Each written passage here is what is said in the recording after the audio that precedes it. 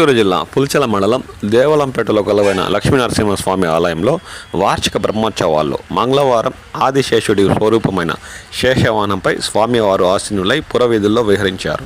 ఆలయంలో ఉదయం స్వామివారికి అభిషేకాలు, అర్చనలు, హోమం నిర్వహించారు. అనంతరం చంద్రగ్రహణం కారణంగా ఉదయం 11 గంటలకు ఆలయ ప్రధాన అర్చకులు ఆలయాన్ని మూసివేశారు. గ్రహణం ముగిశాక ఆలయంలో సంప్రోక్షణ పూజలు నిర్వహించారు. రాత్రి శేషవాహనంపై ఆసీనులైన లక్ష్మీనరసింహస్వామి పురవీధుల్లో ఊరేగారు. వాహనం ముందు కోలాటాలు, చెక్కభజనలు, భక్తి గీతాలు భక్తులకు అలరించాయి.